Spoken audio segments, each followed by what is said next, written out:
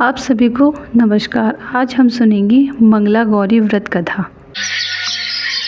सावन मास भगवान शिव को समर्पित है। सावन के मंगलवार को मंगला गौरी यानी माता पार्वती की पूजा की जाती है। मान्यताओं के अनुसार इस दिन व्रत रखने से मनोकामना जल्द पूरी हो जाती है। सुहाग महिलाएं अगर इस व्रत को रखती हैं, तो उन्हें अखंड सौभाग्यवती होने का वरदान प्राप्त होता है। कहा जाता है कि सावन मास में मंगला गौरी व्रत रखने से व्यक्ति पर मंगल दोष दूर होता है और मां मंगला गौरी का आशीर्वाद प्राप्त होता है। मां मंगला गौरी व्रत की प्रचलित कथा के अनुसार किसी गांव में धर्मपाल नाम का एक साहूकार अपनी पत्नी यशोदा के साथ रहता था। साहूकार के पास भगवान का दिया सब कुछ था। सभी प्रकार के सुख ऐश्वर्य उनके पास थे, पर कमी थी तो एक संतान की। यशोदा विवाह के कई सालों पश्चात भी निसंतान थी। एक दिन साहूकार के घर एक पहुंचे हुए साधु महात्मा आए। साहूकार ने उनका खूब आदर सत्कार किया और साधु महाराज को अपने निसंतान होने की सारी बात कही। बेटी यशोदा, तुम आने वाले सावन के पहले मंगलवार से माँ मंगला गौरी के व्रत की स्थापना करो और सावन माह में जितने भी माँ मंगला गौरी के व्रत पड़े उन्हें करो। ऐसा करने से तुम्हें जल्दी ही संतान प्राप्ति होगी। साधु बाबा, आप मुझे माँ मंगला गौरी के व्रत का विधान कहिए। मैं पूरी श्रद्धा भावना से यह व्रत अवश्य करूंगी। साधु बाबा यशोदा को माँ मंगला गौरी के व्रत की संपूर्ण पूजन विधि बताकर अपना आशीर्वाद देकर वहां से चले गए। यशोदा ने सावन माह के पहले मंगलवार से ही माता पार्वती का पूजन और व्रत करना शुरू कर दिया। सावन मास में आए मां मंगला गौरी के व्रत यशोदा ने पूरे विधि विधान से संपूर्ण किए और उद्यापन किए। यशोदा की भक्ति भाव से मां पार्वती प्रसन्न हुई। एक रात जब साहूकार गहरी निद्रा में सो रहा था, तो उसे एक आवाज सुनाई दी। धर्मपाल, कल प्रातः तुम एक ऐसे आम के वृक्ष की तलाश में जाना जिसके नीचे गणेश की मूर्ति स्थापित हो, और उस आम के वृक्ष का फल तोड़कर अपनी पत्नी को खाने के लिए देना, तो तुम्हें अवश्य ही पुत्र रत्न की प्राप्ति होगी। उस आवाज को सुनकर साहूकार धर्मपाल की आंख खुल गई। अगले दिन सुबह सुबह ही धर्मपाल उस आम के वृक्ष की तलाश में निकल पड़ा। काफी दूर चलने के पश्चात साहूकार धर्मपाल को वह आम का वृक्ष मिल जाता है जिसके नीचे गणेश जी की मूर्ति स्थापित थी।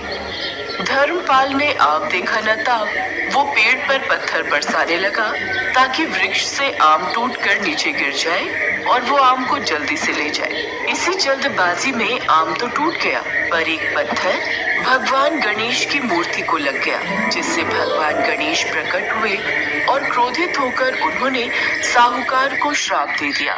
हे स्वार्थी मनुष्य, तूने अपने स्वार्थ के कारण मुझे चोट पहुंचाई है, अतः तुझे भी ऐसे ही चोट लगेगी। माँ पार्वती के आशीर्वाद से तुझे पुत्र रत्न की प्राप्ति तो होगी, परंतु तुम्हारा वो पुत्र 21 वर्ष की आयु तक ही जीवित रहेगा। फिर सांप के डसने से उसकी मृत्यु हो जाएगी।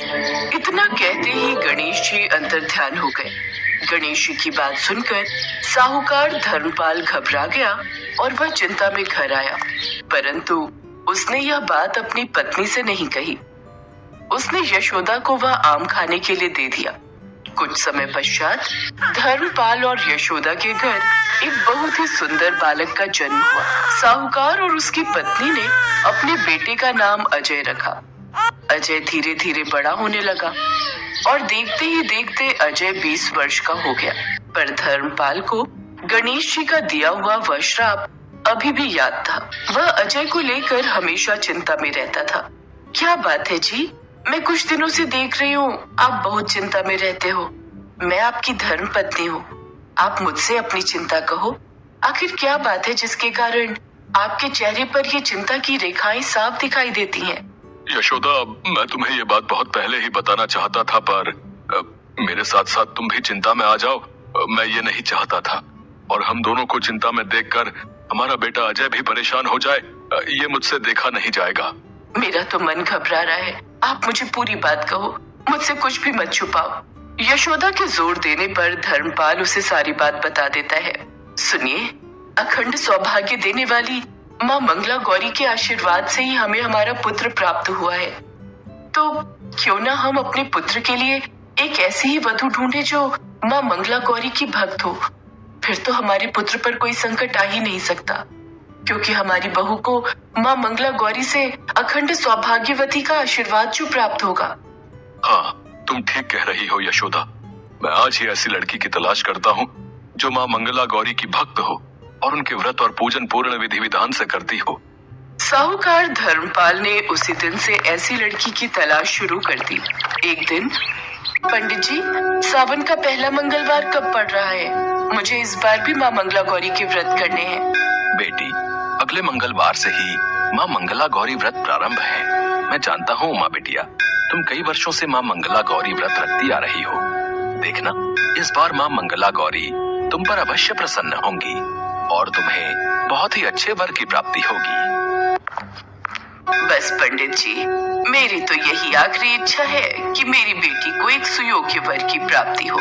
माँ मंगला गौरी के आशीर्वाद से इस साल मेरी बेटी का ब्याह हो जाए।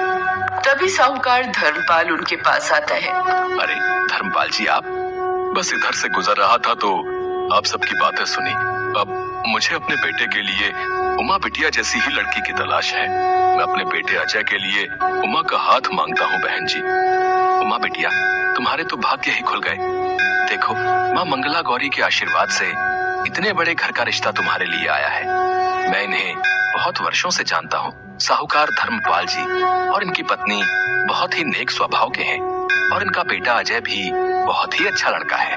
बस फिर क्या था, बातों ही बातों में उमा का रिश्ता अजय के साथ तय हो जाता है और एक शुभ मुहूर्त में अजय और उमा की शादी हो जाती है। शादी के पश्चात भी उमा ने माँ मंगला गौरी के व्रत रखने नहीं छोड़े। माँ पार्वती जानती थी कि उन्होंने उमा को अखंड सौभाग्यवती का आशीर्वाद प्रदान किया हुआ है, इसलिए वो उमा के स्वप्न में आती है। उमा, इस मंगलवार के दिन एक श्राप के कारण सांप के द्वारा तुम्हारे पति की मृत्यु लिखी है, पर मैंने तुम्हें सदा सुहागन रहने का आशीर्वाद दिया है। इसलिए तुम रात्रि के समय एक कटोरे में दूध भर कर रखना और उसी के बराबर में एक खाली मिट्टी का मटका रख देना। रात के समय जब सर्प तुम्हारे पति को डसने के लिए आएगा तो उस दूध को पीकर वो उस मटके में बैठ जाएगा। उसके पश्चात तुम उस मटके को एक कपड़े से बांधकर जंगल में छोड़ देना। तुम्हारे पति के ऊपर से मृत्यु संकट टल जाएगा। इतना कहते ही माँ पार्वती अंतर ध्यान हो गई। उमा सपने से उठी। उसने इस बारे में किसी से भी नहीं कहा और मंगलवार के दिन रात्रि के समय जब अजय सो रहा था तब उमा ने वैसा ही किया जैसा स्वप्न में माँ पार्वती ने कहा था। सांप जब आया तो उसने दूध पिया और मटके में बैठ गया। उमा ने मटके के मुंह में एक कपड़ा बांधकर जंगल में छोड़ दिया और खुशी खुशी घर आ गई। उसने माँ मंगला गौरी को धन्यवाद किया और घर में सबको ये बात बताई। अपनी बहू की बात सुनकर साहूकार धर्मपाल और उसकी पत्नी यशोदा बहुत प्रसन्न होते हैं और सब मिलकर माँ मंगला गौरी को धन्यवाद कहते हैं। वीडियो में अंत तक बने रहने के लिए आप सभी का बहुत धन्यवाद। ऐसी ही रोचक कथाओं के लिए हमारे चैनल को लाइक एंड सब्सक्राइब करना ना भूलें। धन्यवाद।